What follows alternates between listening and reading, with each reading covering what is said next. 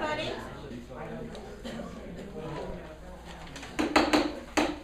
Good evening, everybody. I believe we have a quorum based on the sign-in. Thank you. But we might as well vote everybody. If it's there again, can you put up the card so we can get a quorum? No, we're not going to get a quorum.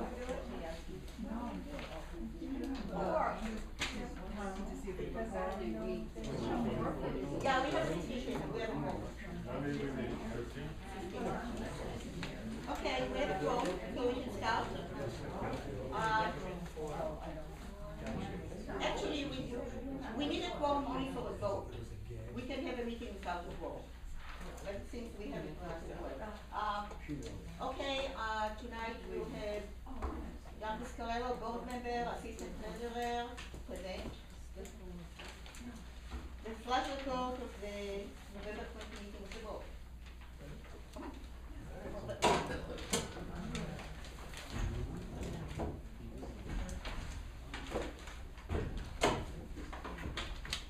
Everybody got the flash record? You don't have one?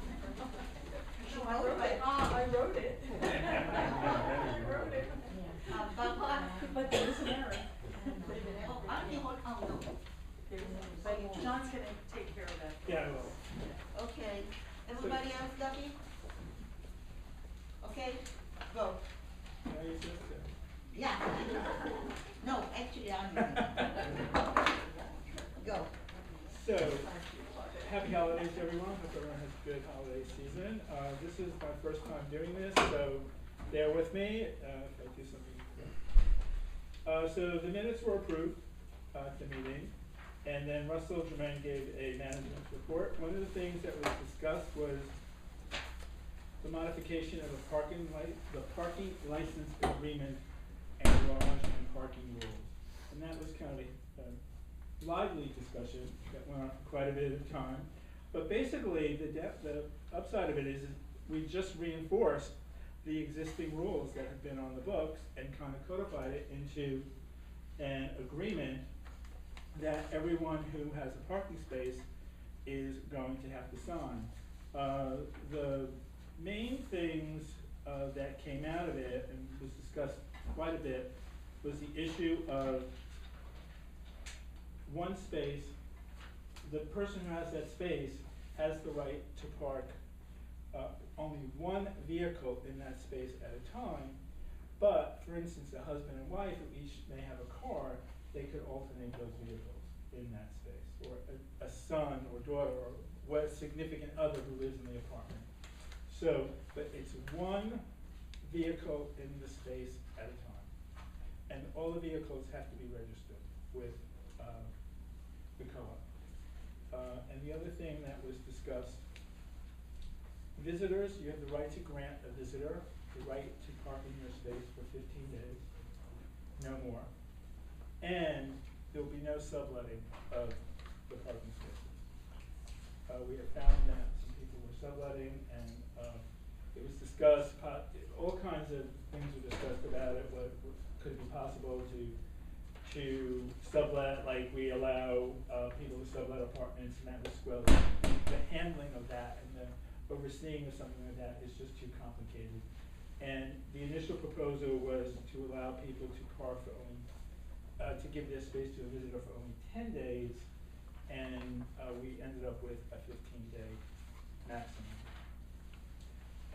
So that was passed. I believe it was passed unanimously. There might have been one abstention, but I believe it was unanimous.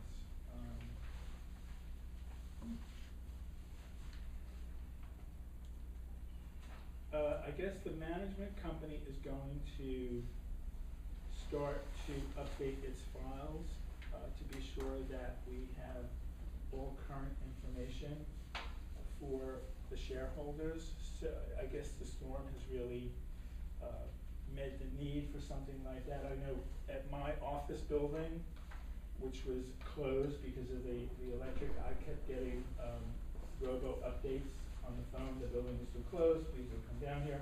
And if we have cell phone numbers and proper contacts for people, the management wants to be sure that all those records are up to date. And so that's going to be starting in the next couple of months. You'll be seeing forms. I guess they will do it with paper and you'll have to fill out the form and update your information at that point. BMS, the Pepco Energy, and not to be confused with Petco.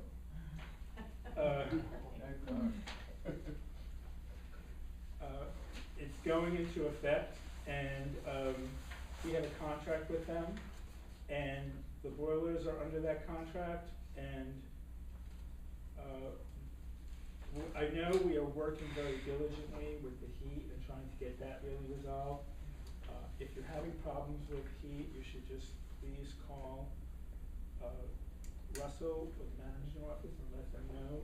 I know that in my own apartment it's been hot, it's been cold, but they are working to get that all squared away. As you know, we just came off the temporary boilers. Those our boilers are up and running now. The temporary boiler will be removed. It's not working. The reason why it's not been removed is they can't get it out because the scaffolding on the local 11.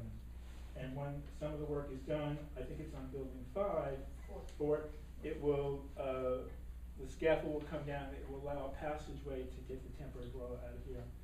And that one unsightly thing will be done. So they're working on the Pepco system.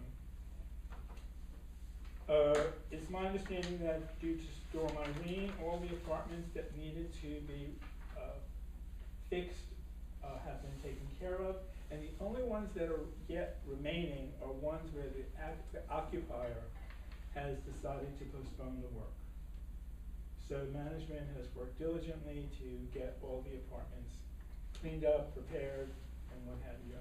I haven't seen any emails from shareholders complaining that the work hasn't been done, so I think that is more or less behind us. The garbage. We are working on a new system for the garbage, and we are talking about, it's my understanding that the sanitation department controls where that garbage is going to be, and the only place that can go is the area by Met Food. And I don't know if that contract has been signed, but the goal is to have a totally concealed garbage container. So we won't have this open garbage anymore. There'll be a separate recycling. We actually might make some money from some of the cardboard that we throw out. So that will all be happening in the very near future. I don't know if the contract has been totally signed. I know Systems Instructions has been working on it diligently, but it was reported at the meeting. There was a report on sales and transfers. The other thing that's happening is the House Rules Committee is working on a set of fees, and they anticipate presenting those fees to the board next meeting. I don't know what those fees are going to be. I suspect it's going to be things like, discarding garbage incorrectly. If you lock yourself, get locked out, you get charged a fee, by the way. I don't know what they are. I have no idea. We haven't seen anything yet proposing, but that's going to come before the board next month. It is reported in the capital projects, local law 11, roof and balconies. They are really moving along. I think building 1 is done, and building 2 is imminent. And the taking the bridging down is a factor of the city approval. We cannot just say the work is done, let's take the bridging down. We have to submit to the best squad, which is a part of the building department, and they will give the go-ahead to take the scaffolding down. And I will help them take that scaffolding down.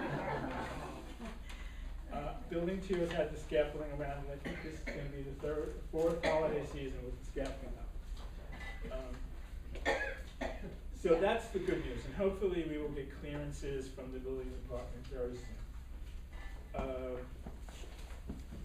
As you know, the rest of the buildings are being worked on, the chimney is done. There were some minor issues during the Hurricane Sandy. The winds were extremely strong. We had a situation on 2 of the buildings where some of the railings were blown. Now, those were not the new railings, those were temporary railings. And they were secured on the roof. They were checked and secured, but at 75-mile-an-hour winds, you know, 2 of them did blow. Security was right on top of it. They segregated the area immediately. I don't know if you knew that Tom Gabino and a few of the others, Vincent Montalvo, stayed overnight. A couple of nights here. We had round-the-clock supervision. I think the staff here did a terrific job. I hope you were pleased with it. So that was reported at the board meeting. I mean, I think, and your motion was also read at the meeting.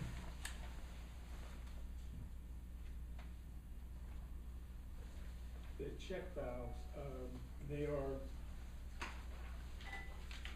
that's a project that's starting forward. These check valves have to do with the water supply.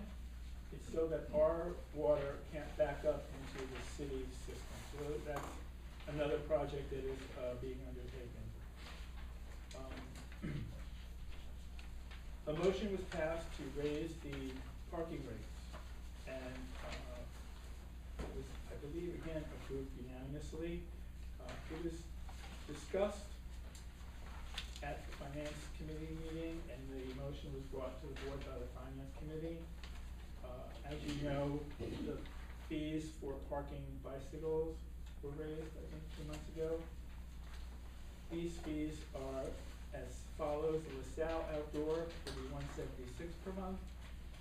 The Broadway Garage will be $162 per month.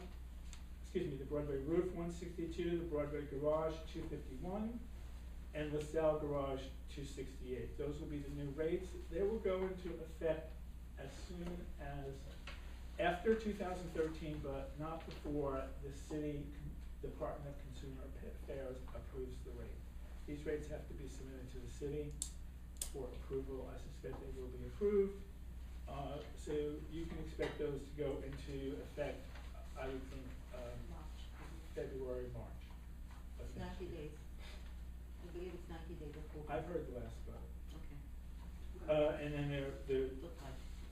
increase of the transient rates as well. But it's my understanding we're having less and less transient parking as well. The general manager presented the latest budget for approval. And there was, some of the things that were discussed was the contribution to MRHS, and that was voted at $66,000. The fuel, it was very hard for Cooper Square to prepare the budget to come up with an accurate assessment of what our fuel needs would be in the next year, because we've been on a temporary work order for quite a long time, and it skewed all the numbers. They presented a number that ultimately some of the board members felt was too high, and so we cut it back by $100,000. So that was, the initial proposal was reduced by $100,000. The board voted to accept the budget with a 3.62% maintenance increase as of January 2013. And we also voted to put $104,000 in a contingency fund in the budget. Is that correct? Yeah, but It what, really went up to what had, it went 4.41? up, it went right back up because the money that was Okay. saved by So deducting. the increase was That's an 4.41. Right.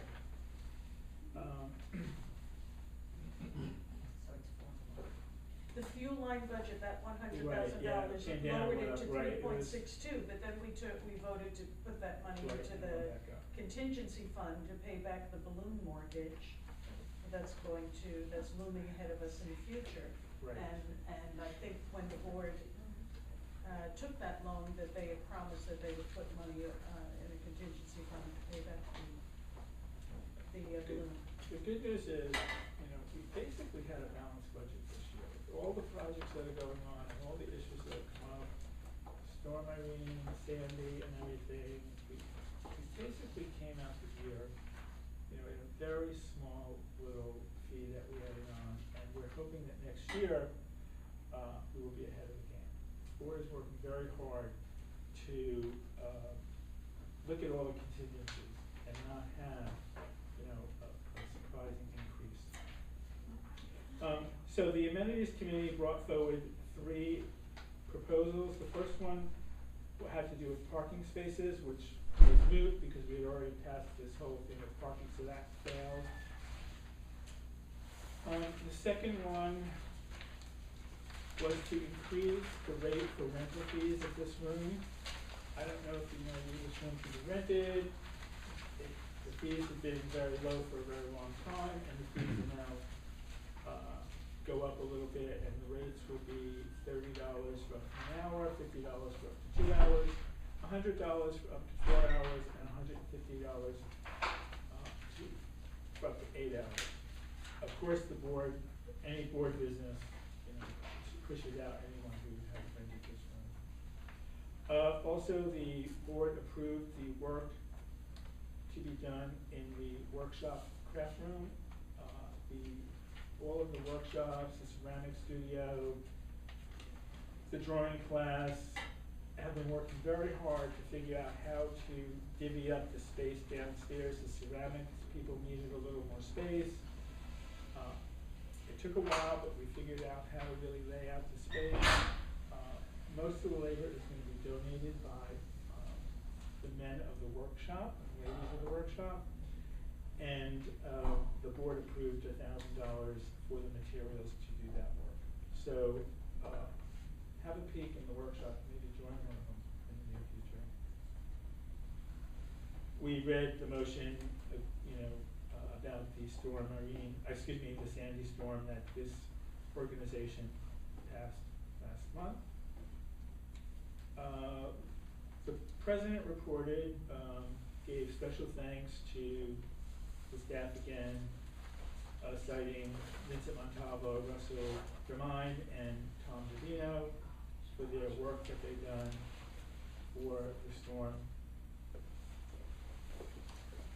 Andrea Brecker was thanked for all the work that she had done in putting together an Excel spreadsheet showing all of the resolutions that the board has passed over the years, so we can easily track what was said, what was done. It's kind of now all organized in a very convenient spreadsheet. Larry, I believe, mentioned this last time he was here because our phone system was down because we had this wireless system, that hardline phones are going to be installed from the management office to the guard booth. So that is in the process of going in as we speak. The special meeting of the bylaws was passed. That meeting was convened. The motion was passed. And as such, the board put together they were going to postpone putting together a new bylaws advisory committee. As you know, the new bylaw is the board, only the board may compromise the bylaws committee, but we put into place an advisory committee of 6 people. And we came up in closed session and we decided to put an open session. The 6 people that are going to be on that committee are Yvonne Martin-Kozia, Jeanette Rodriguez-Morak, Doug Simmons, Bradley Colton, Mike Dimmons, and Hilla Thomas. Did Hilla accept? Yes, she did. Tyler did, yeah.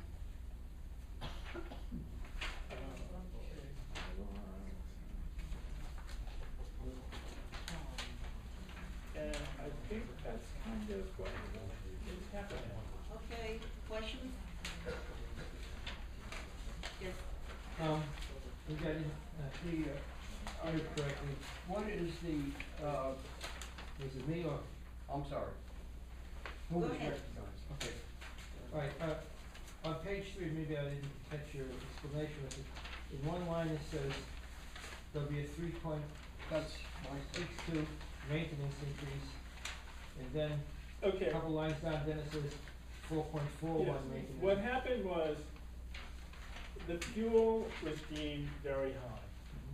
So the board voted to cut the $100,000 out of the line item for the fuel, which made the maintenance increase 3.62.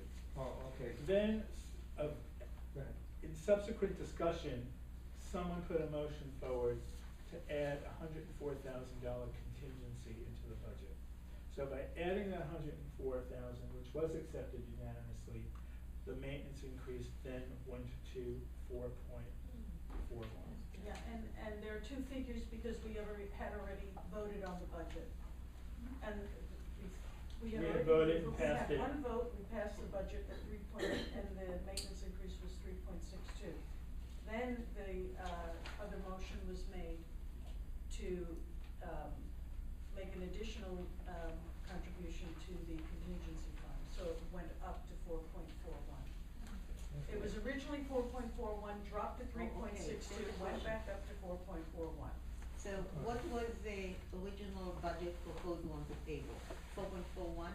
Yes, That was the original was Okay. 4.41. It dropped to 3.62 because of, Cutting the fuel line. cutting the fuel line and also, cutting the 4,000 from, the MRHS, whatever the 4,000 Yes, from right. MRHS contribution, they asked for 75, and the finance committee had penciled in 70, and the board, voted to give them 66.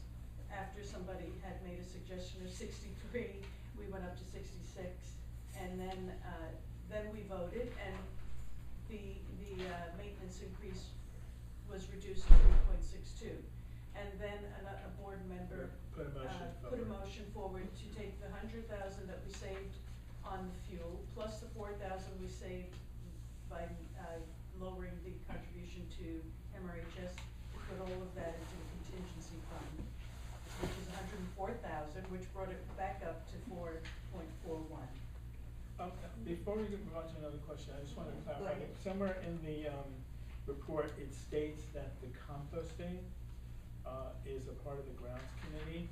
The proposed composting, which hasn't been approved yet or anything like that, is under the garbage system, and it's being looked at through the systems and structures committee, not the grounds committee. And the sanitation department, yeah. Sanitation. Bottom So of page 1. Maria? that is, thank you, that is not, yes, that's a correction now. Yeah, it doesn't really take, it really doesn't need a correction, but some Yeah. people misread it. Misread it. And they thought that it was under the grounds committee, but it's It's not not. under the grounds.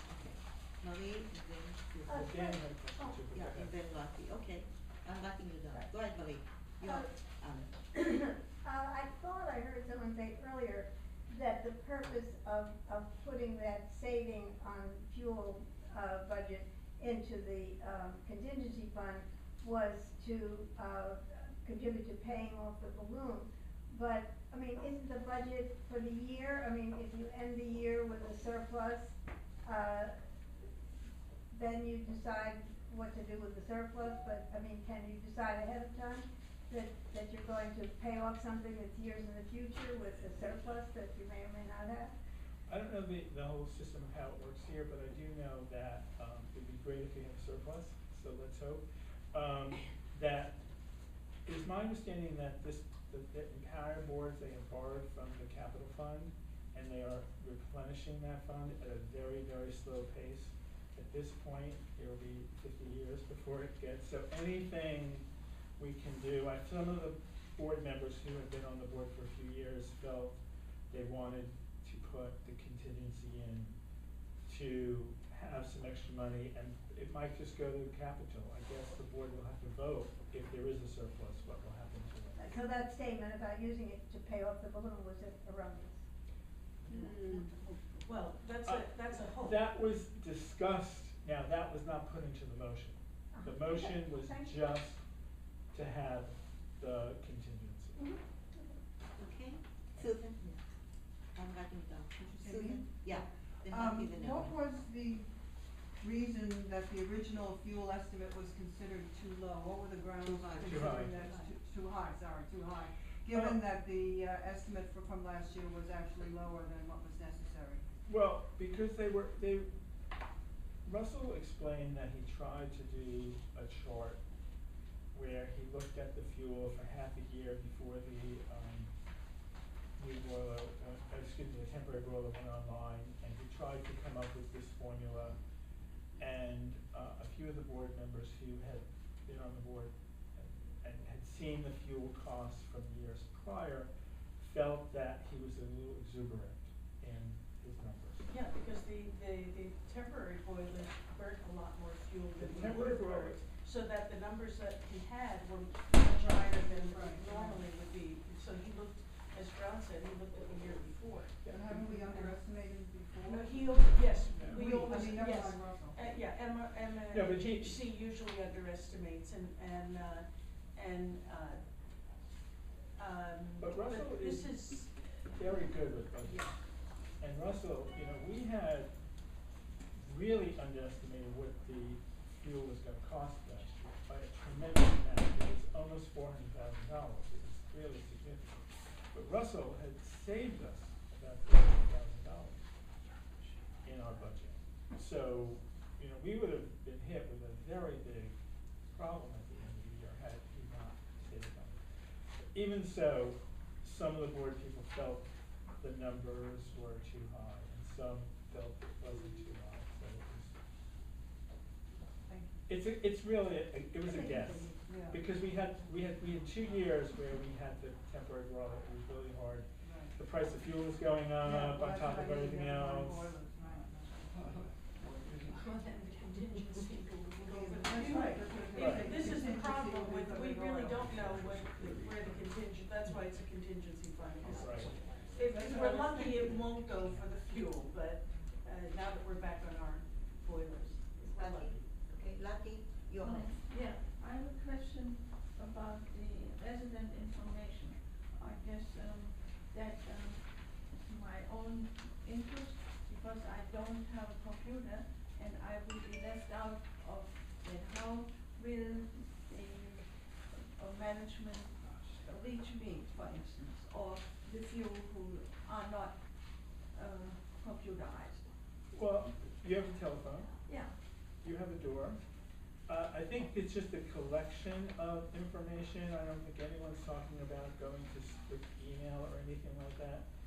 And it will never be the case that if you don't have email, that you will not be, whatever means we have to do to reach you. Can't they, didn't you say they could make robocalls on your regular telephone Yes. as well? So they can call your telephone. They can call you. And you'll get an automatic recording saying that there's an emergency, but then, as you just said, the paper will go under your door. What they wanna do is know who needs what. Right, I mean, it may just be like they may have to reach you because there's a leak or something, and they have to call you or something. When the time comes that we start using email, and hopefully that will happen relatively soon, anyone who does not have email will still be reached in the way that they're currently being reached, with paper under the door or whatever. And when you, Yeah, parenthetically, talk about email, it wouldn't be a bad idea for those of us who are willing to accept emails, for the office to send out these flash reports, boom, and a robo email, Well, if you can. the part of the budget did, approve, money for a new website that will hopefully entail, calendars and, email, and the hope is that we will have 80% of the people here wanting email, and we will eliminate half of these trees Yeah. that we send out. Yeah, that was a parenthetical question. My real question is, I hear that, John, that, Dwayne Reed is vacating, unfortunately, to all of our surprise. And so, two questions. When are they leaving? I think it's Saturday. Saturday. How much will this affect us, if you can, budget-wise? In other words, how much are we going to lose? Well, And then two, 1, 2, 3, do we have any prospects? the answer is, it wasn't a surprise that they were moving because they never renovated the store. And all the Dwayne Reeds were being renovated except that one. So the board had a hunch. We have a hot prospect, and I don't think we will lose any money. Oh, yeah? Can I? I think, yeah, it was an open, didn't we discuss it in open session? No. I think we should bring Rite Aid in there. But I'm not sure, but in any case, I Rite Aid, lease was yeah. up. I don't think we'll lose any revenue. Yeah. And, Rite Aid would be great. yeah, it's not gonna be a Rite Aid, I think I can tell you. It's sure, could you, Mike, are you done with that? Michael, you were going to run before? Danny had a question. Anybody have, Dan, you had a question? No, mine was the same as Mr. Zwick's. Okay. Bring right in. Marilyn. My Mel. question is, the temporary surplus, will it be removed from our maintenance in January? Oh, the Surplus, the surcharge? Yes. The current one? Yeah. Yeah, it was only for 3 months. Yeah. It's open. This is the last month of it. Yeah, Lottie? I want to ask a question in reference to the change from the prescription from Duane Reade to 125th Street. And that probably will create problems for elderly people because it's much longer and up. So, is there anything which can be done to have a messenger service, or how can that be changed? You know, I don't know if that's a board issue per se to do No, something it's like not. that, but I suspect that, you know, if you spoke to the manager at the other Dwayne Reed, I would think they would try to accommodate something. There's also Hartman's, you don't have to only go to, Hartman's is, the pharmacist there is very accommodating. And then Claremont also, Claremont has messenger. Oh, Claremont Yeah. Chemist, yeah. Yeah. Steve, But yeah. now just as pharmacy. Right, it's just as far. They They do deliver. They deliver, you're right, They Claremont. deliver.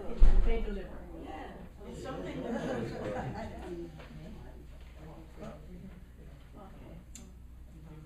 Any more questions?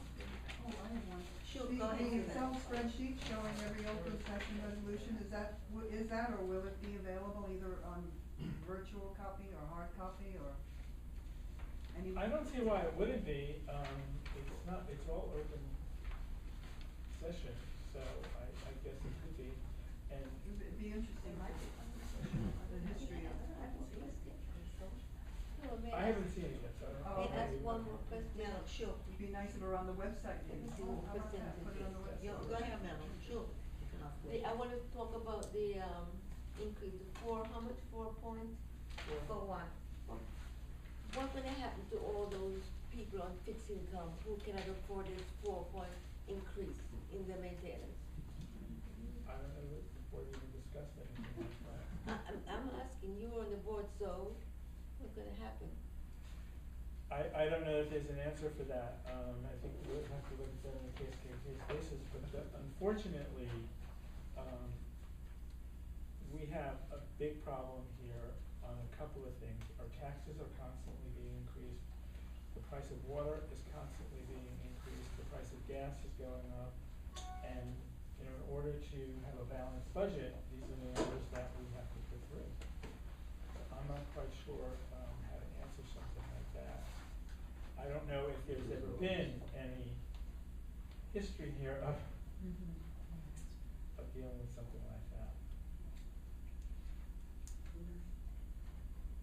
Marie, and then Lottie. Middle of page 2, where it talks about the completion of the installation of temporary roof insulation, expected to be completed within the next 4 weeks for building 4.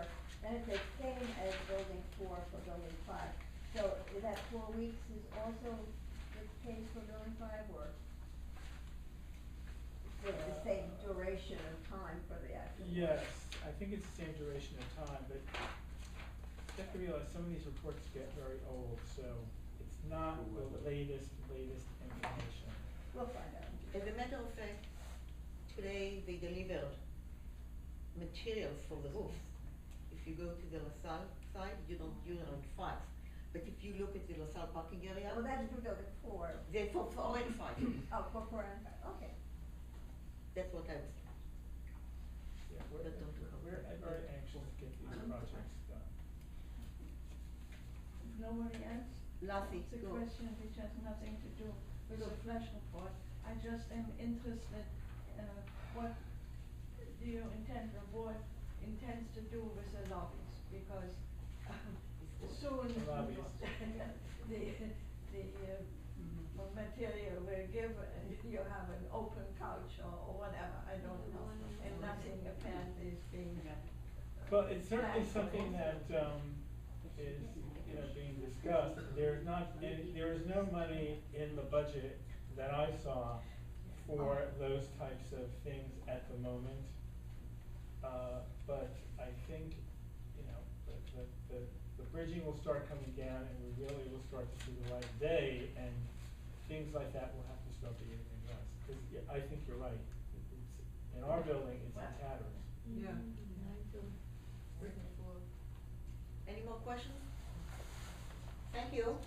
Okay.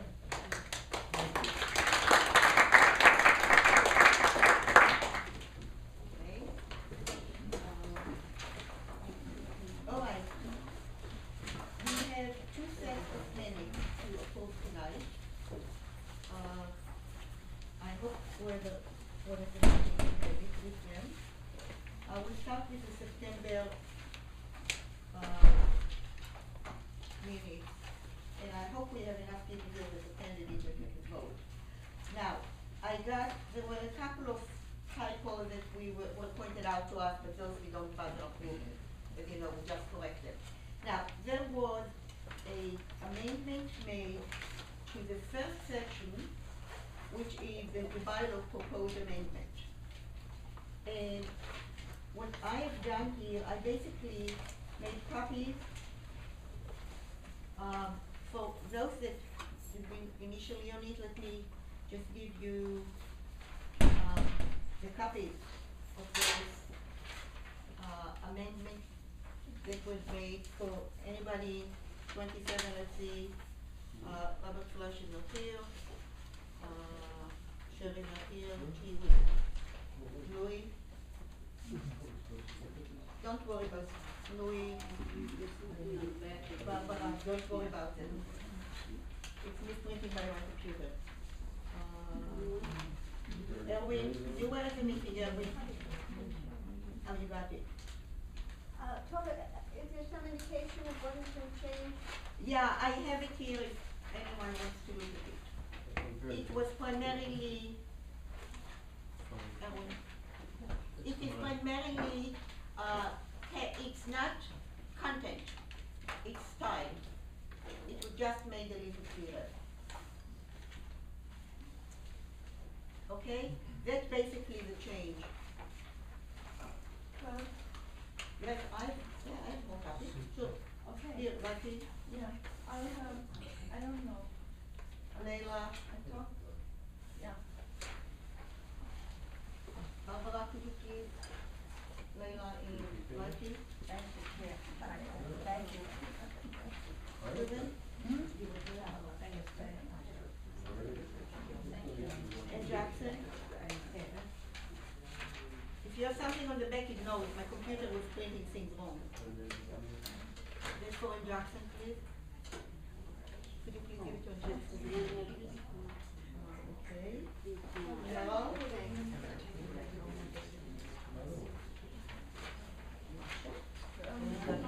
Don't worry. If you see something in the back, don't worry. Like, I didn't want to waste all this paper. Okay, so that is the changes, the only change I got. And if anybody else has any comments? Yeah, okay, one more change, I'm sorry, I apologize, Lucky.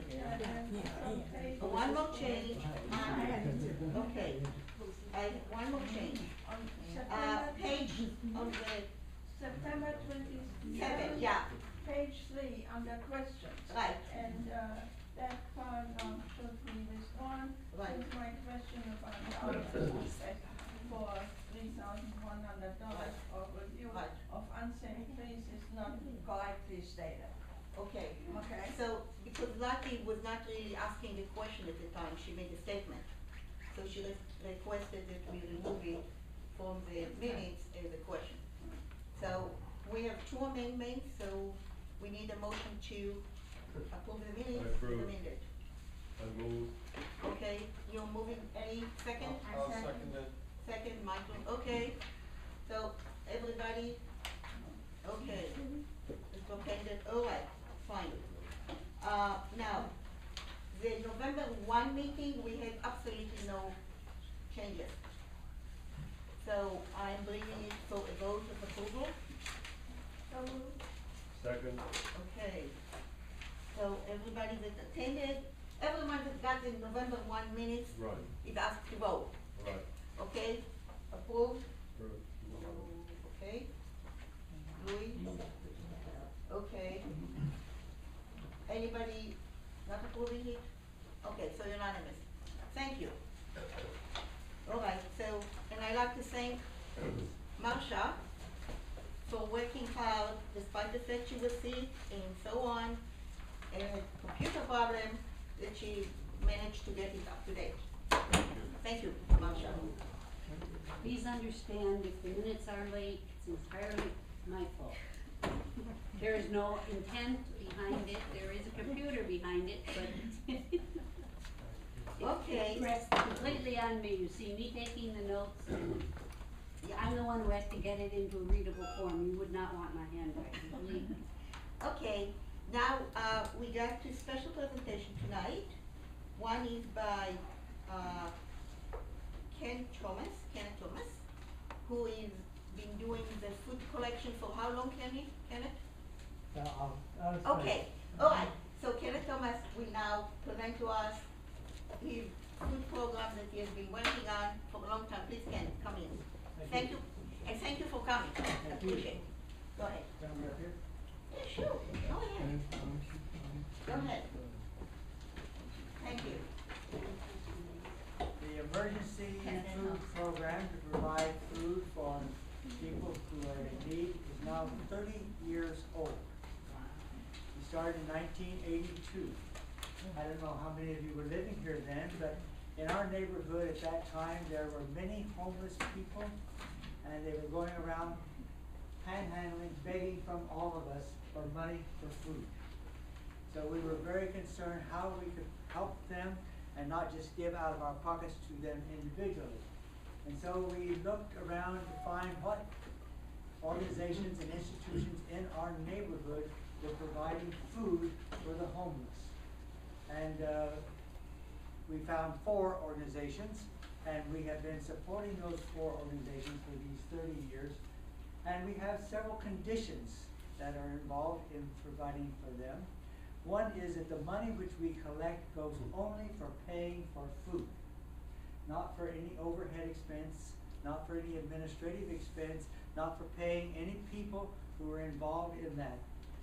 In fact, what we found out is that almost all of the work that is done in these programs is done by volunteers. The people who provide the food, who distribute it, who meet with them, who take care of all of the organization and everything, are themselves volunteers, and sometimes they are the people who are receiving food themselves who come and volunteer to help the others. So this is one of the conditions which we have had, and in fact, one organization, well, that's a very important one. A second condition we've had is that they do not add our names to their mailing lists to make appeals to us in between the times when we make the appeals here in Morningside Gardens. We are concerned that we as a community are collecting the money and providing it to them, and that they don't use that as a way to add our names to their mailing list and to be contacting us other times. Now, of course, some of us may give to these organizations on our own, and that's perfectly fine, and we are on their mailing list, but that is at our discretion, at our request. we had a problem with one organization which did do a mailing out, and we immediately went to them and said, if you continue to do this and you make a separate appeal from our community, we will drop you from the organization which we support. And they did that. So if you do receive any appeals from any of these four organizations that you have not yourself wanted to sign up and be receiving those, let me know. And we will contact them and say, this is not what you're supposed to be doing. Because what we want to show is that Morningside Gardens as a community is supporting them. Not just a series of individuals who are supporting them, but as a community, they will know that they are a community organization, we are a community organization, and we want to work together and to support them. And we are involved then in the process of making the appeal, making the collection, gathering the money, and getting it to them.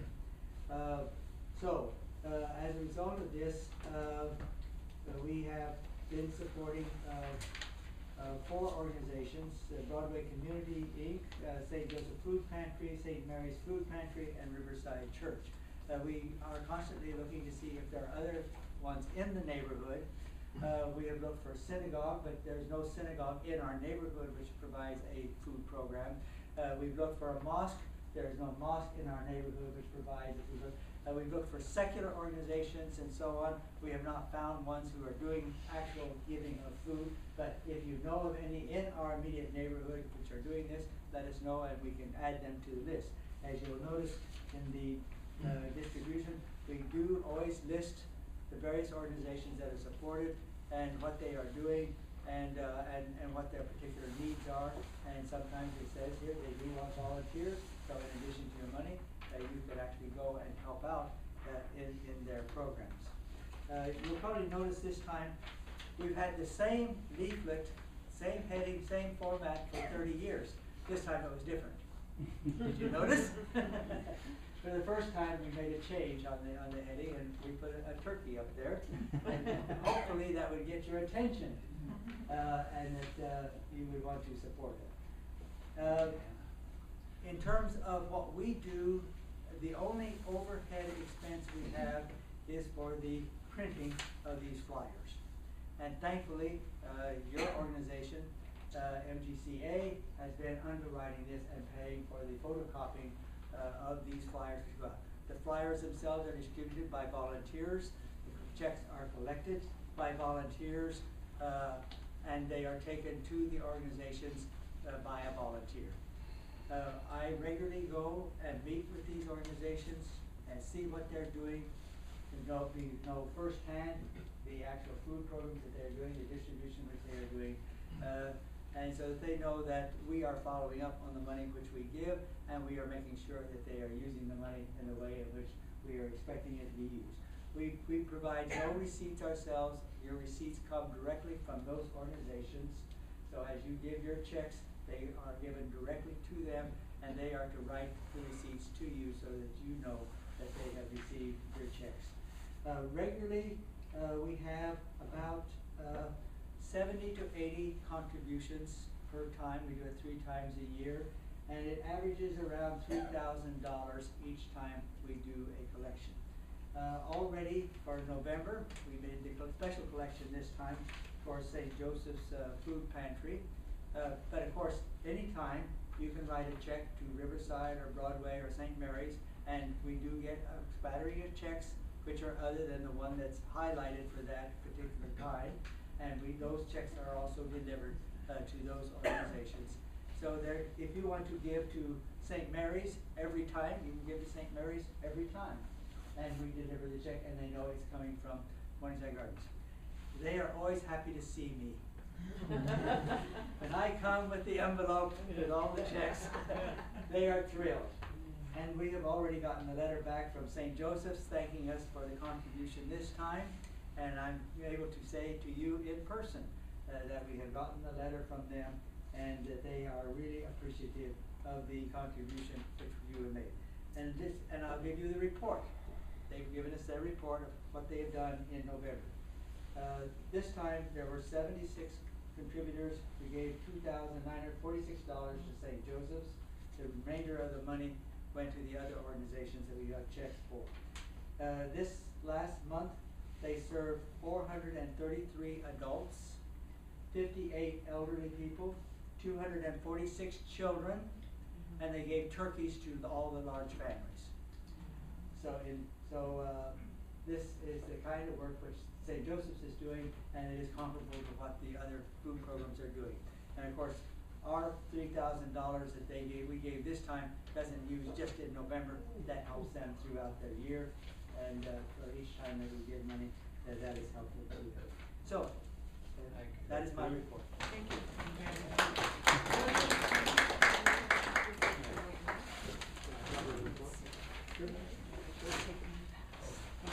Questions?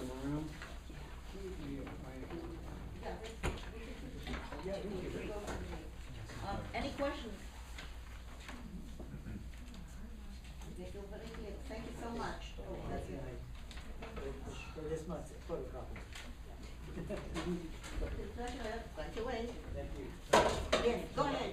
I have a very brief follow-up question to John. I forgot about the vacating premises, the Quantum, the pizza place. That's being taken over, I think. The pizza place? Yeah, the pizza place is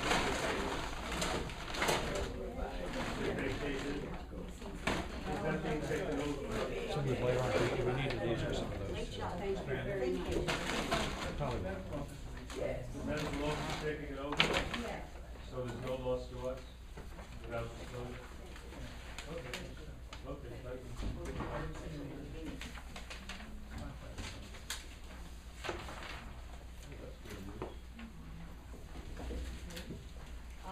Okay, now, the next presentation is by Skip Delano, who is, has started in here the idea of scrap food composting that has started actually in the green market some years ago. And he's now going to talk to us about it now. As John mentioned, the issue is now going, the way how to work on it with Morningside, how to execute it, is now being dealt with the System Structure Committee under the whole sanitation issue. But Skip is here to tell us about it, so we have an idea of what it's all about. All right, so my name is Skip Delano. This is my partner Liz Wiesen, and we're the co-chairs of actually a group we started this summer called Morningside Gardens Composting Club. And so let me, if I could slide this, I hate to disrupt you, but what I've got is a slideshow or a PowerPoint presentation. Go ahead. Much more interesting than me just running my mouth here and give you some visual images to help. If you probably could move a little bit to the side, I mean, the other folks here in the middle, Just stay here. either way, you can always move down the end, but again, we can flip off these lights. And what I'm gonna do is kind of go through a little bit, and I hope I don't overwhelm you with too much information, but again, let me just start off with talking about what is composting. Maybe some people already know what it is. But again, it's something that nature does naturally. If a leaf falls on the ground, It's not in focus. it's out of focus. Just this one slide, because the rest of them are not. This is something I got off the internet, like lots of it. But again, you know, leaf falls on the ground, decomposes, worms eat Skip, it. excuse me, is Yes. there a way for you to speak from here and somebody can move the projector there? I kind of needed to move it to here. Oh, you have to do it there, okay. So if people can't hear me or something, I have a loud voice, so I Okay. shouldn't have Did any you trouble focus here. them too? This one is out of focus. The rest of them is just something out there, and that's the best I can get. I just wanted to show what composting is. Again, people may already know, but again, worms, insects, bacteria, they break down things that fall on the ground in a forest. And so we're talking about something that we folks do. In this case, they have grass clippings, food, and leaves, and they come up with compost. So again, I'm just going to go over a little bit about what is compost. So again, all it is something that we create, people create, just like nature creates out in the forest. What is left is called the compost. After it's decomposed, organic matter turns into what is called compost. So that's kind of what our objective is. How do you get the compost? What do you use compost for? It's very nutrient-rich organic matter, and you use it in the form of compost in farming, gardens. You use it here on the grounds. You can use it on street trees. You can use it in your planters in your apartment. It's just very rich, and compost is something that is welcome to anybody who is growing vegetables, crops, or what have you. So then why are we talking about food scraps? What do food scraps have to do with compost.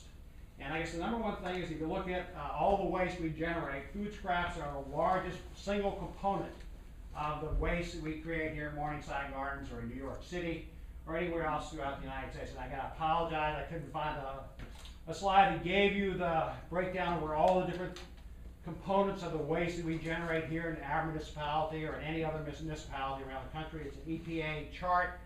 And again, you can kind of blur it, you can see it in paper, glass. And a lot of these things are recycled already, or at least attempts to recycle them. What we're talking about is that purple one, the food.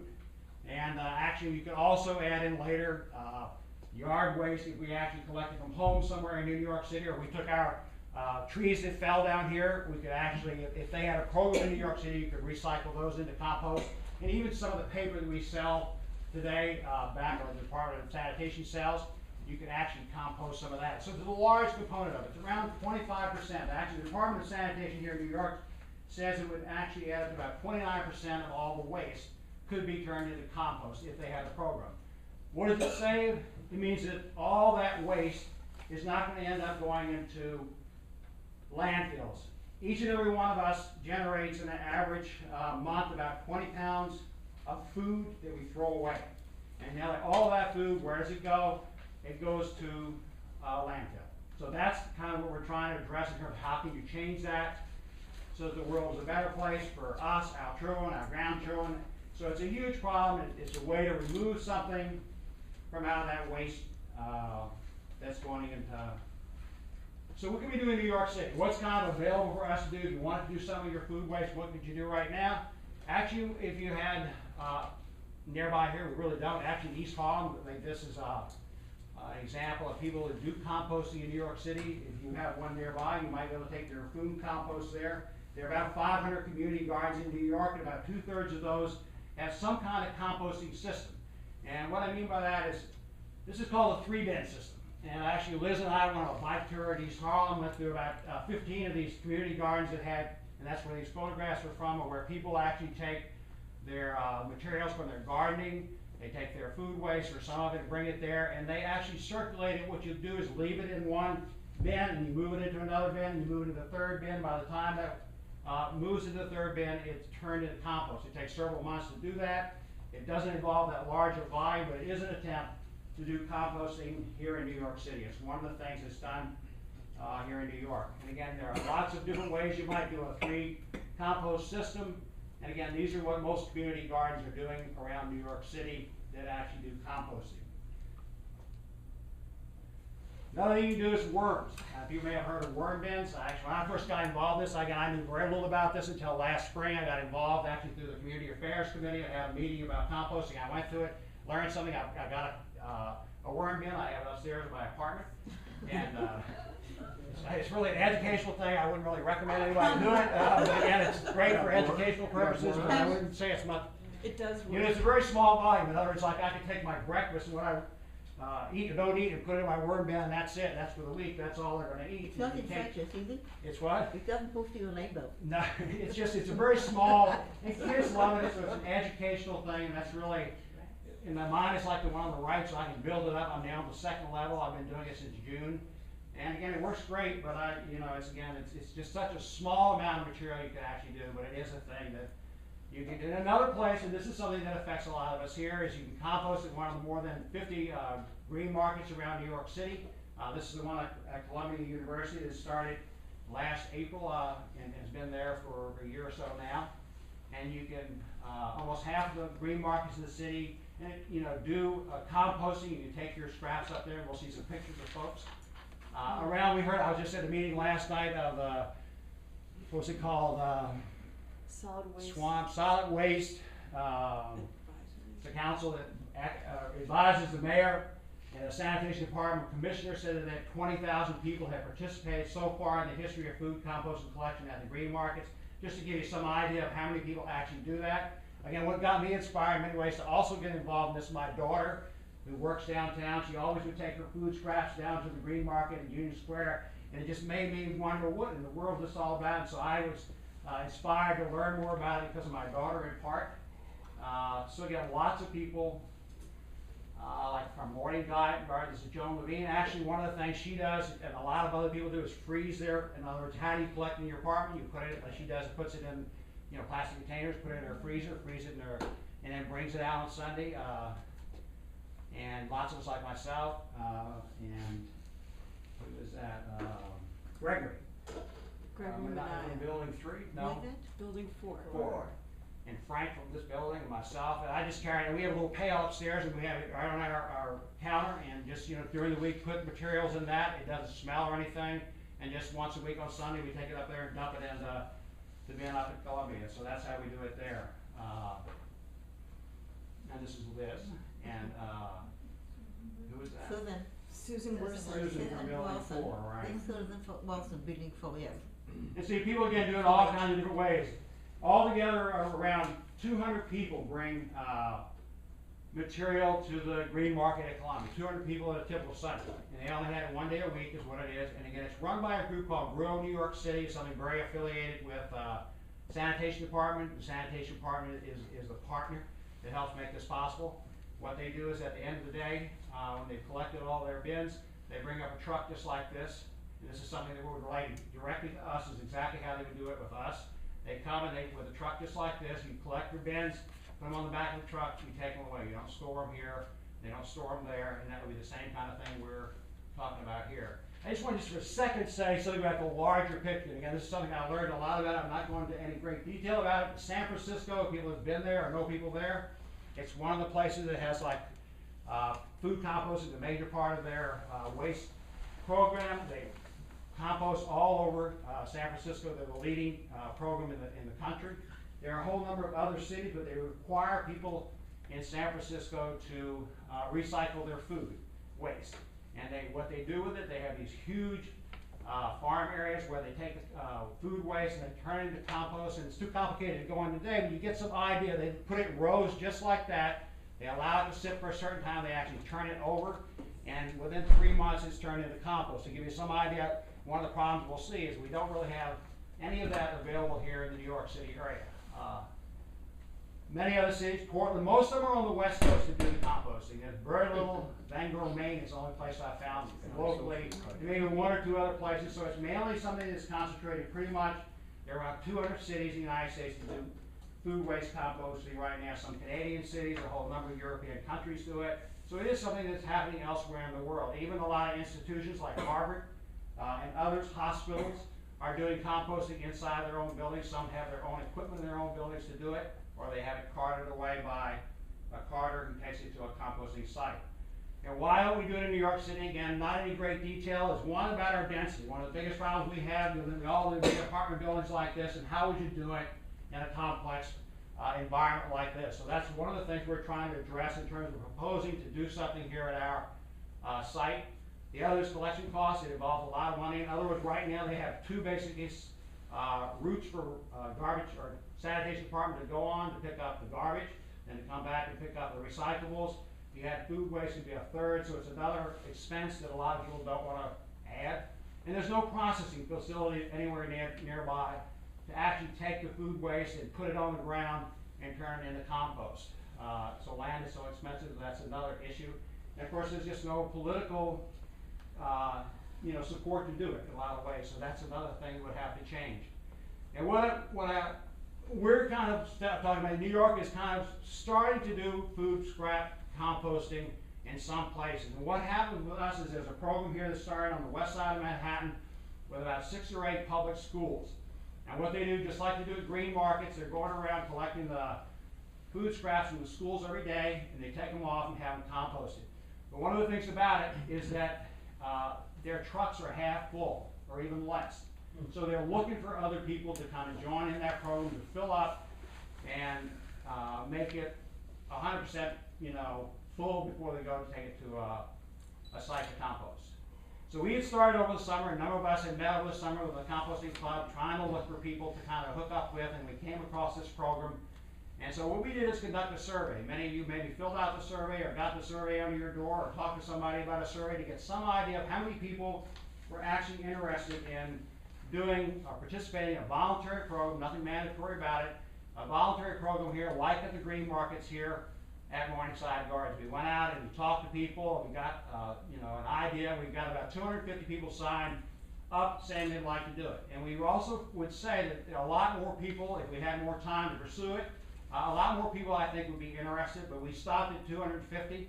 It's about 25% of cooperatives, and then we sent the board a letter, and that's what Liz passed out to you earlier, is the letter. What we addressed the board, we put the names of the people on it who signed up to show that there is a lot of support for doing the program.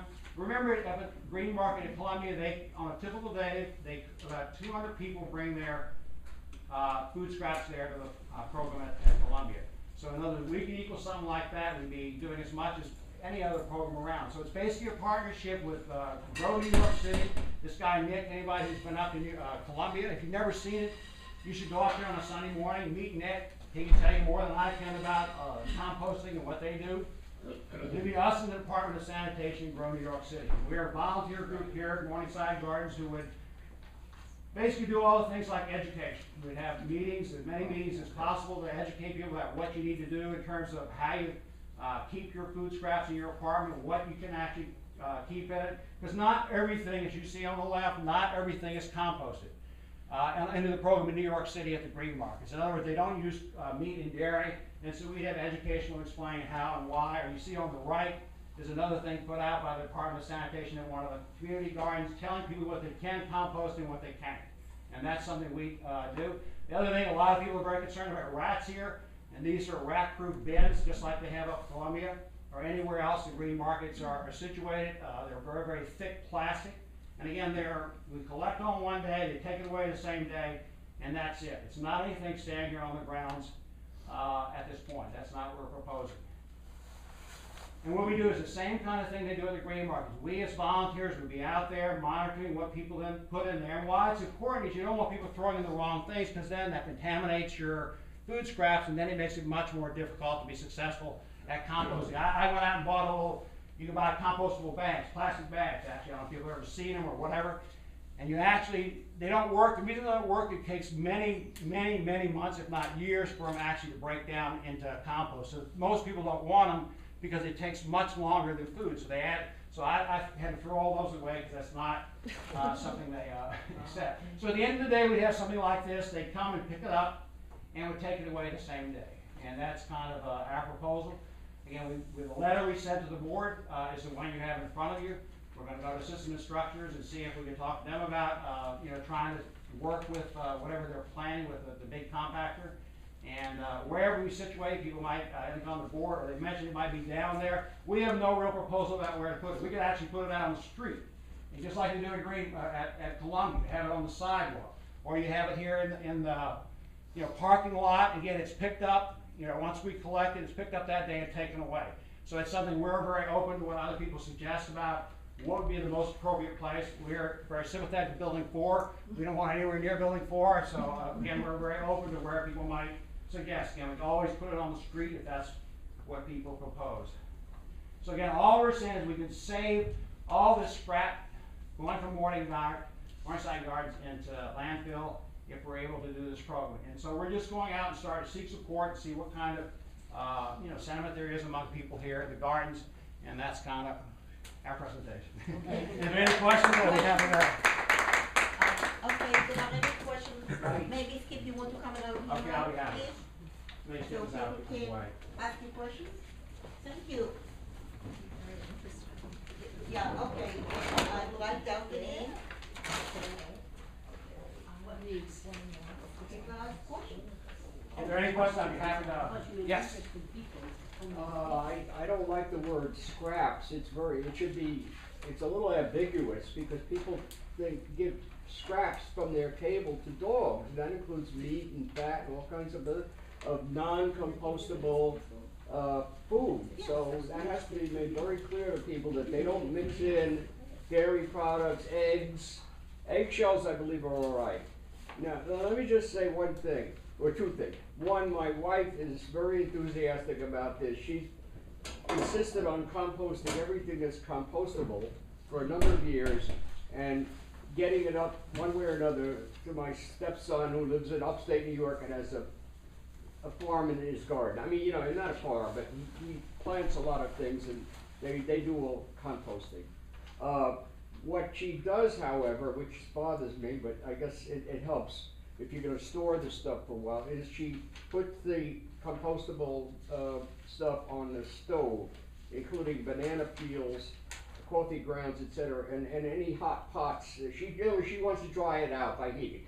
I don't know if what the educational people on this recommend, or frankly, I don't think it has to be done, but it does help to dry it out.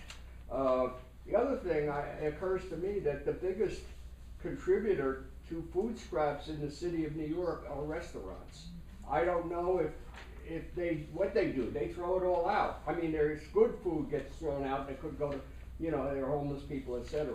But I mean, that's another educational element. It's also political, I think, to be able to somehow get restaurants to participate in this project. So. Well, there is actually some restaurants. We were at a building last night, the Durst building at 42nd and 6th Avenue, right there. It's a great big building.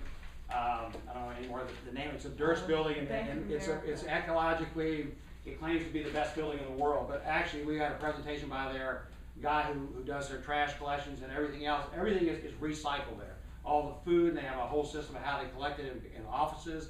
In other words, there are all kinds of ways that people are trying to be innovative and figure out how to address issues like you're concerned. And there are different programs where people are trying to work with restaurants in particular that have a massive amount of food and so on that is just thrown in the garbage now. And it will be different. Ours is directly related to the sanitation department.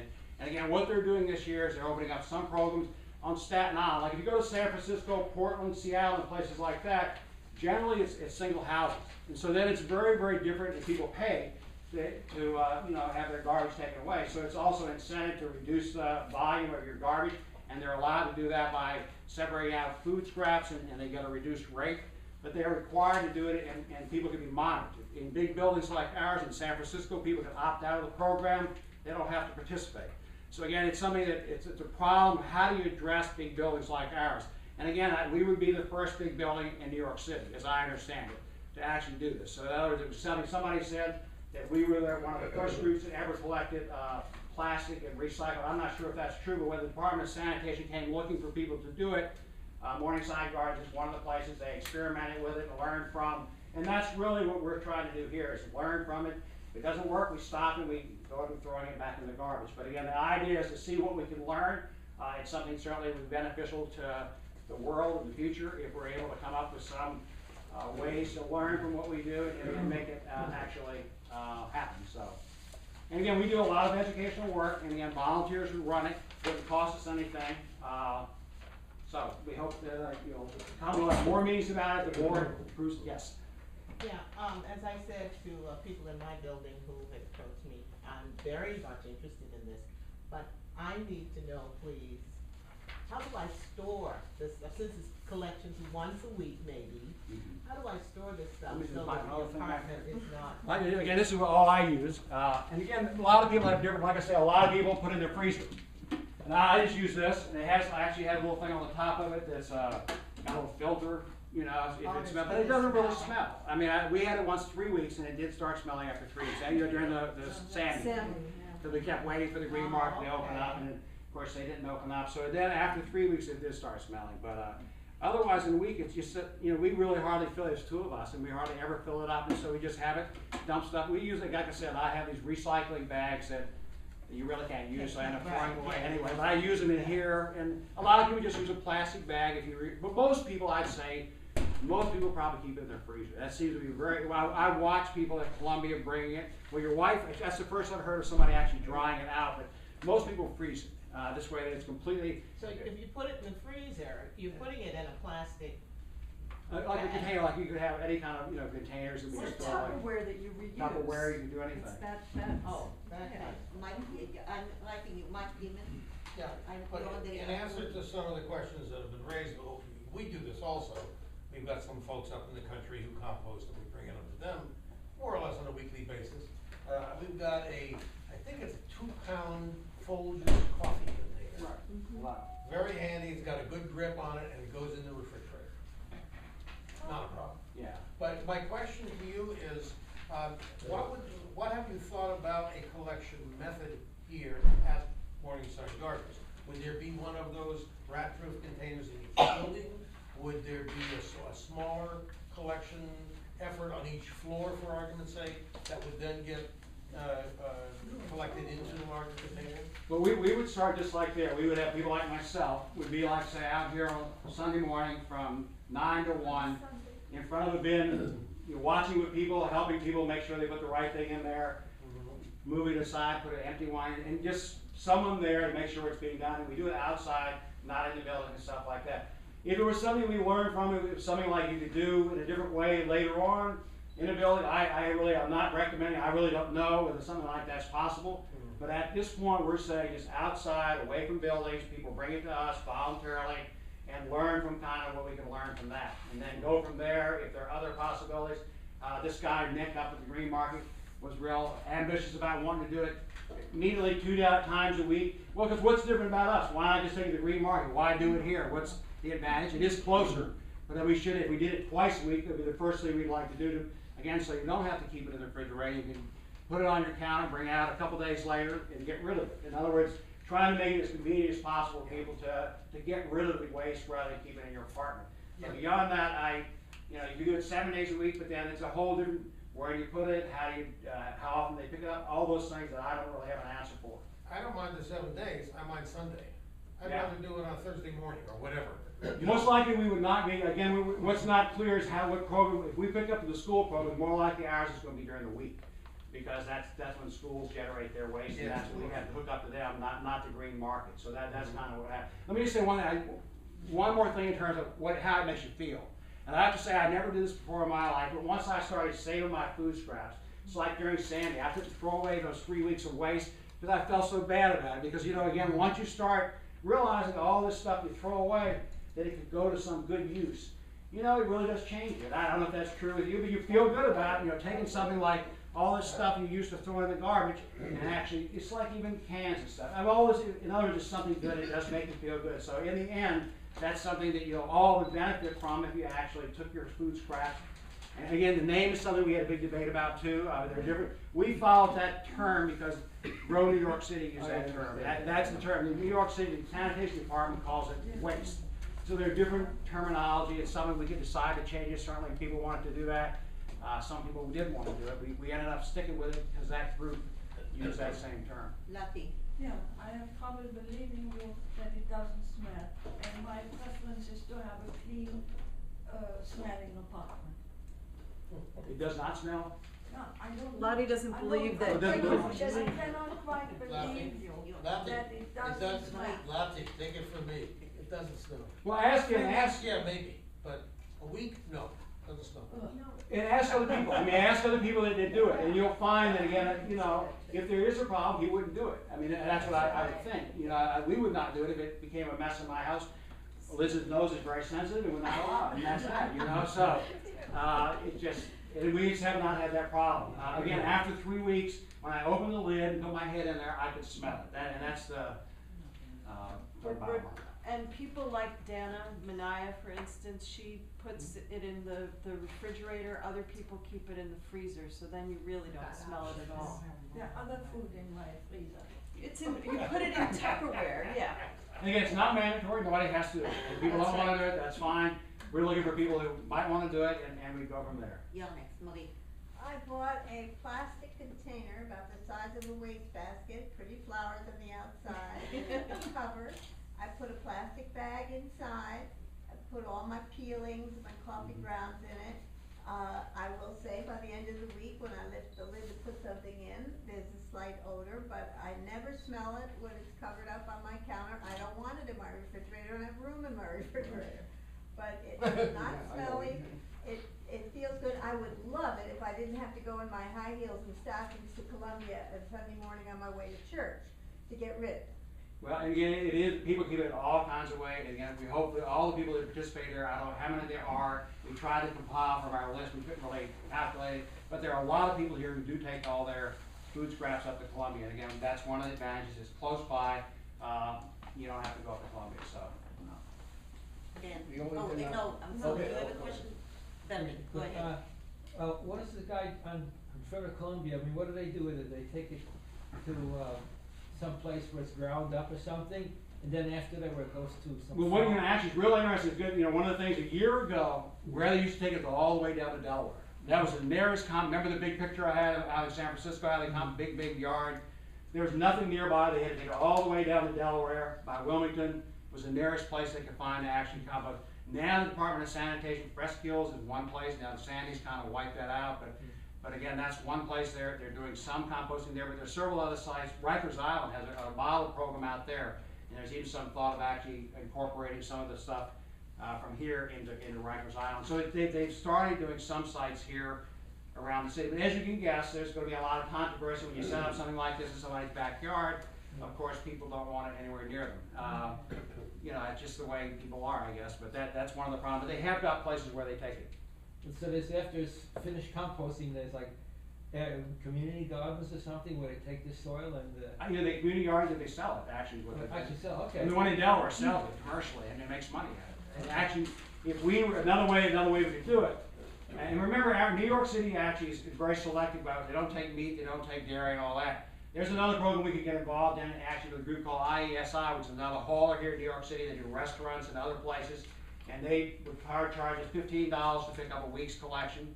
And they take theirs down to Delaware, and they actually, you know, make money off of it. And so they would only charge $15 a week. So in other words, they are clearly making money on it. You know, take it all the way to Delaware and still make, you know, charge $15 is they make money in the end, and the people that make the compost also make money. And do they take meat scraps?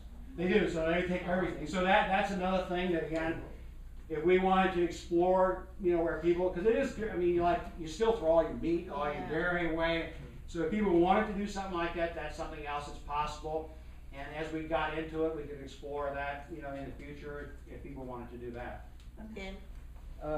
What is required in terms of licensing or whatever bureaucratic approval is necessary to institute this program at Morningside? The board of directors would have to approve it. That's Other than that, all? then the Department of Sanitation works with us as volunteers. They come pick it up, they bring us bins, we put the bins on the street, people bring us food scraps, they come pick up the bins, and that's the end of the week. And then they come back next week, they do the same thing, just like that. And again, remember, it's a pilot program for them as well. They're trying to learn what they can do in terms of developing a program like this. Especially, like I said, this would be one of the first buildings ever done like this, and they would like to learn how it works. Well, just let me just follow up. Okay. I'm anxious to have this program instituted. I don't need, my stepson can fend for himself. We don't have to give him our composting. But there's a lot of methods, I guess. My wife, what she does, we put it in paper bags on top of the refrigerator because the heat dries it out. I never smell anything. She puts it in a big plastic bag and I load it in my car whenever I happen to go upstate or vice versa. I haven't smelled anything. We're very careful, no meat, eggs, you know, and the other thing I said before, they have to make it very clear what is compostable and what's advisable. Like there are things like coffee filters. Right. I got a little cards back there I can pass out and show you what they have at Green Market. We would have cards like that for us here with our name on it. You know, showing people, and we distribute to everybody so people can know what, you know, what, and we'd have educational for people who wanna, you know, learn more about all that and demonstrate, you know, and that kind of a thing as well. The bins that you say that, you know, we bring the bins like we do every Saturday, so whatever. Where, after that day, are they taken away? They take them away and they will bring them back. In other words, Okay. because that's one thing, we did a private contractor, one of the differences would be we would have the bins here all the time. In fact, we have to buy the bins. We would have, if we had a private, this is not the Department of Sanitation, we did that route. Then you'd buy bins, you have to clean them out yourself and so on. So actually, Department of Sanitation is more desirable because they come, put them empty there and they come take them away at the end of the day. So that's a different program. Okay, well, I thank you very much. Thank you. We look forward to seeing you all coming to do this. Okay, I'd like to add something. Yes. I'm just coming back from Israel. It turned out that where my son lives, which is a community, small houses, it's not co-op like that. They have just started a composting program there, and the whole little village, if you want to call it, everybody got certain special containers that are in orange or brown, whatever the color is. It's color coded. you put dry in one thing, wet stuff in another, and then there are bins out in the street to which you put in there.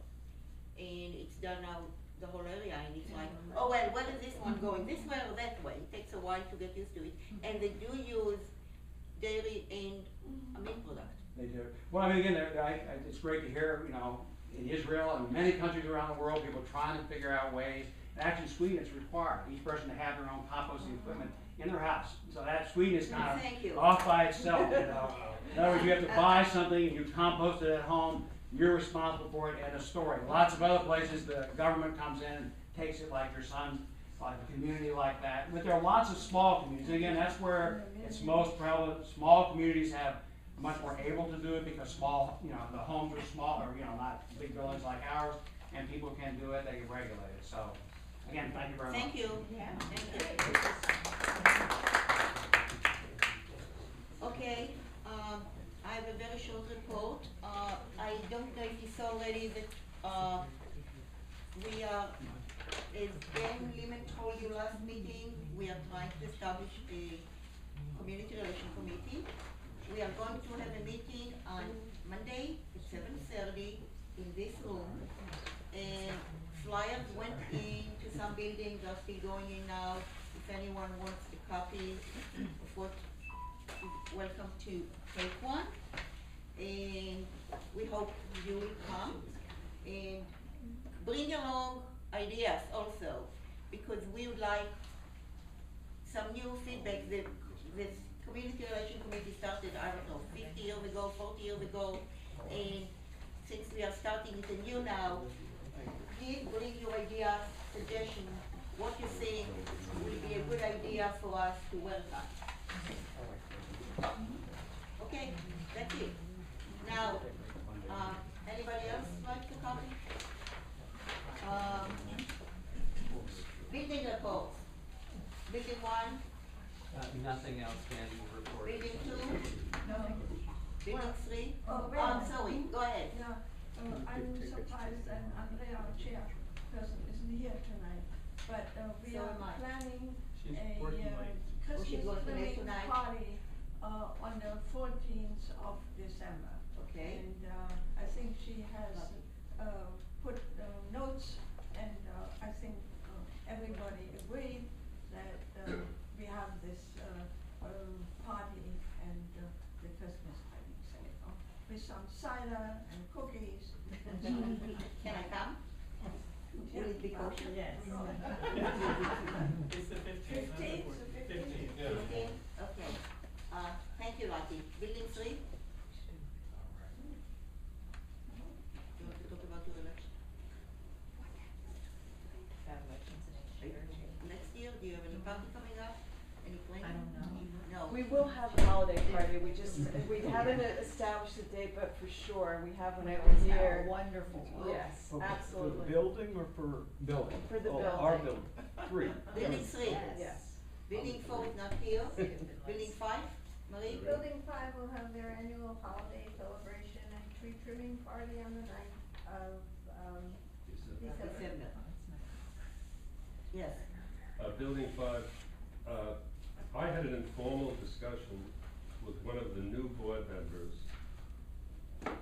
not the 4 that were elected from before.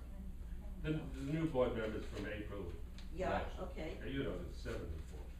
You understand? Yeah, the one that were Well, elected yeah, in May 12th. I say that for real. And someone who should be anonymous asked me, how come there's so much information here and it doesn't go out? I said, I don't know.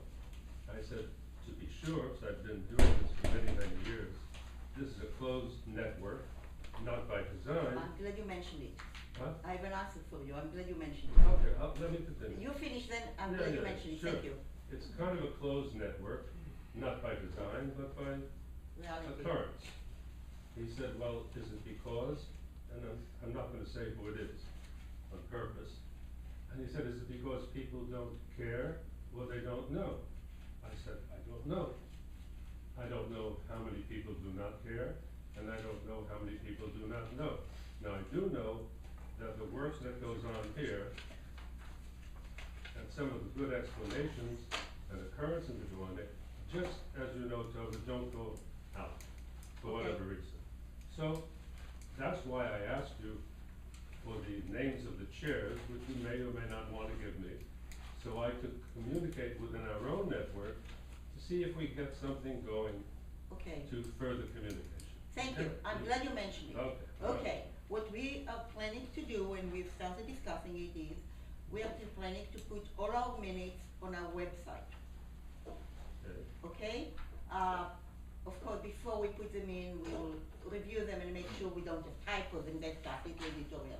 And I think we'll go back to like May or April. We have a number, we have May, June, September, October, 2 in November, I mean, we have a whole lot. So we are hoping to put them on the website, number one.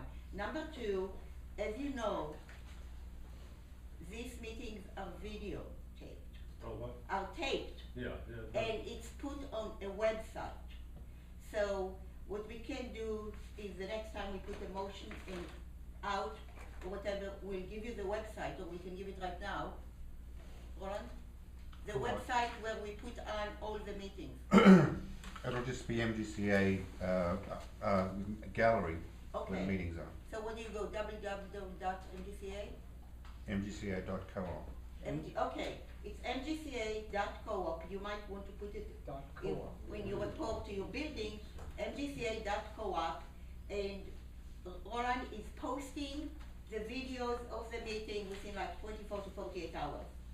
And that's where the same will be the address for the minutes that we are going to put on, Yeah, right? we could just It do- will all be, there yeah. will be a special section of minutes, so that, yes, the idea is to bring it out and to let everybody know about it.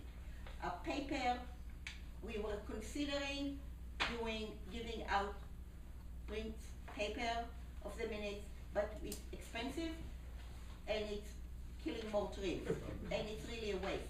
But since most people do have access to websites today, we are planning to do both, and hopefully by January 2013, we will have it going.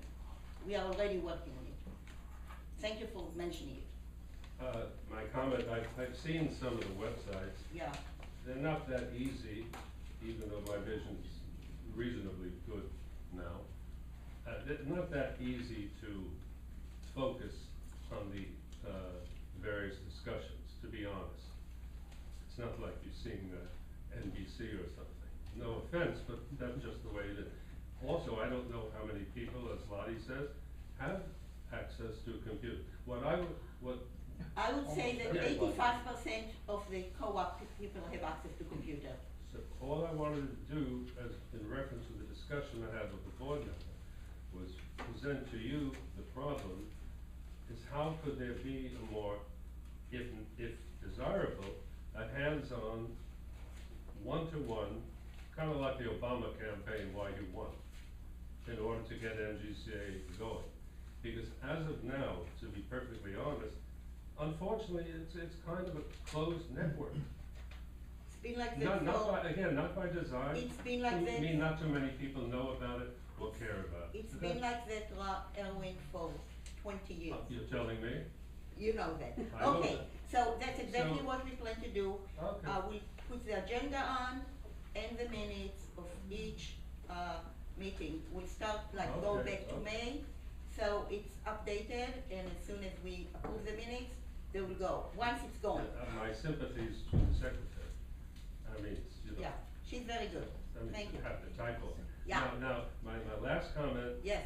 And question was why I can't, could you please, as a card-carrying delegate, supply for me,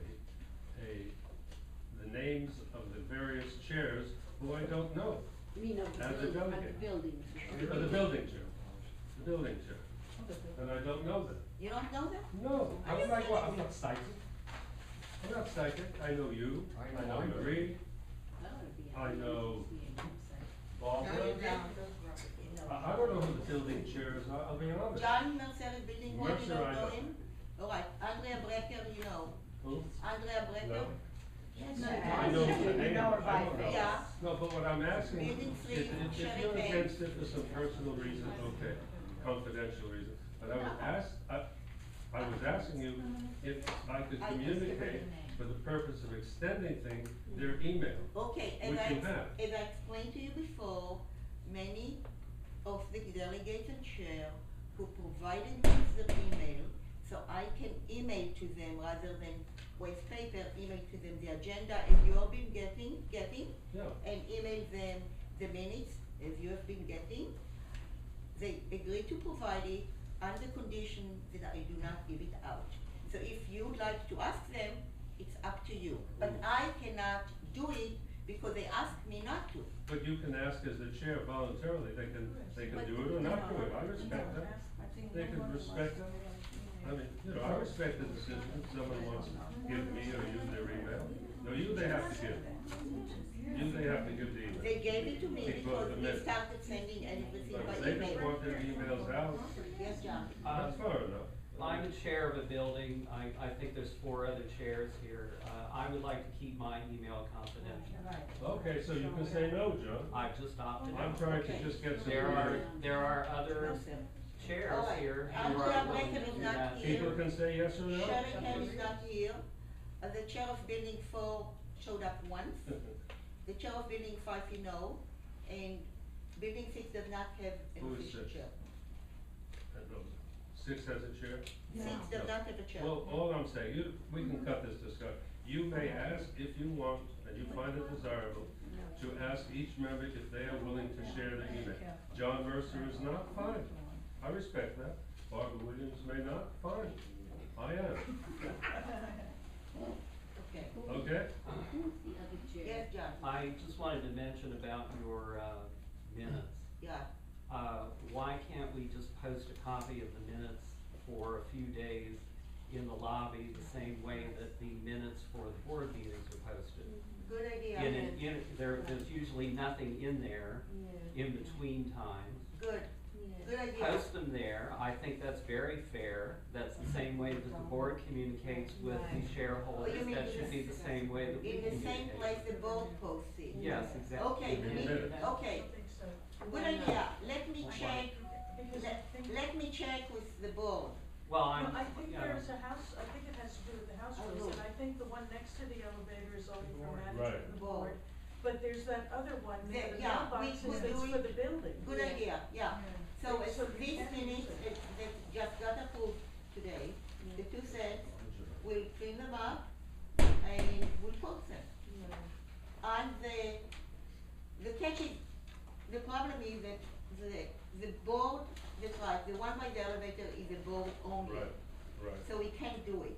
So the other one, By the mailbox. the mailbox is a board. By The the one by mailbox the is a side. board. By the mailbox is a board. Now, the other one has a lot of other stuff on it, but maybe we can just carve out a place there to well, put is them there, because I know in our building, there's always a lot of superfluous things that end up in that particular display Okay, case, so and I maybe we don't can really condense know, it. I don't really know who is Okay. officially supposed to have control over that display. Alright, so that's a good idea. Maybe half of it should be now MGCA minutes posted every month. Once we approve it, within the next few days, it can be posted. Well, I Good think idea. maybe, I don't wanna put this on you, I'm willing to do it, but Good. I think someone should go to Russell and say, you know, here's this display case in all the buildings that's being used this way, we would like to have half of that display case for the posting of MGCA minutes. Yeah, I don't know if it's up to us, so let's figure out. Or whoever we can determine that it's up to, let's so look at there the- isn't any conflict. Yeah, let's look at there is a house rule about it. Let's take a look at the house rule. Okay, fine. And that's a good idea. We can do that and we'll have it on the web so people could read it. May I request that the secretary, if possible, use a larger print within whatever you feel reasonable? Okay, I'm speaking honestly. okay, we'll post it in larger print. You mean you want it in a larger print when you get it? So I can see better. Okay, we can do that, since we are not printing it. That's fine, we can just change it to 14. Okay, that's right. Because we are trying to keep it on 4 I sides. understand. Okay? 14 is good. Sure. All right, fine, okay. Wait, good, we will figure it out. Yeah. Okay, fine, when we can do it, no problem. We can certainly do it. It's in the minutes. Please, it's everyone. Oh, okay, now. Quiet. All right, now I'm asking, each building, would you take 10 of those announcements and put it in the magazine holder in your building? Have any of you noticed the magazine holders today or yesterday? You know those, Yeah. They've been removed. I know Yeah. ours has been removed from building 3 here. There are none in building 3. I think they've all been removed, am I right? Okay, Marie, it's being posted in your building now, Ben Lehman is posting it. Something to do with bed Yes. bugs. Something to do with bed. Yeah, unless you want to put it, if you want to put it in the lobby, of the magazines up there. But they're gone. No magazine. We have it. No, well, then they haven't got around to removing it. Maybe it's all gone. You're looking at that, okay. What is it? I have that already. Yeah, no, put it in the magazine holder. I did already. Oh, you had enough to put in the Yeah, holder? yeah. In the phone? No. Oh, you mean on the main floor? Yeah. Okay. I do have it down the other Okay. Any more? Anything new? Motion to adjourn. Yeah,